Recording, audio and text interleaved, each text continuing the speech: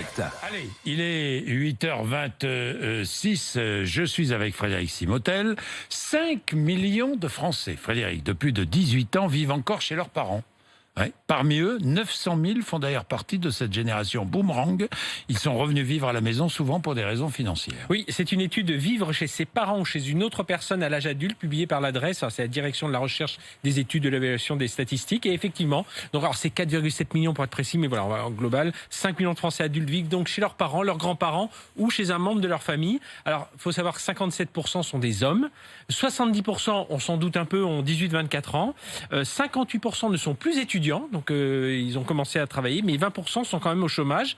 Alors, ce qui est intéressant dans cette étude, c'est que parmi ces 5 millions, eh bien, il y a un cinquième, c'est à peu près un peu moins d'un million, 900 000, qui font partie de cette génération boomerang. C'est des gens qui ont quitté le cocon familial et qui finalement sont revenus pour des vivre chez raisons leurs parents. financières, j'imagine. En général, c'est ça. C'est manque de ressources financières pour 75% d'entre eux, manque de ressources donc pour vivre au quotidien, manque de ressources aussi pour avoir accès à un logement, que ce soit la location, pour avoir un prix immobilier, des incertitudes liées à la crise, des risques de précarisation. Beaucoup ne sont pas en couple, sont même en rupture de couple. Certains aussi ont des problèmes de santé, oui, ça existe aussi. Un tiers quitterait le logement familial s'il le pouvait. Et puis, il faut le rappeler, les jeunes aujourd'hui, 45% des jeunes qui démarrent aujourd'hui, il n'y a que 45% des jeunes qui démarrent aujourd'hui qui ont un CDI.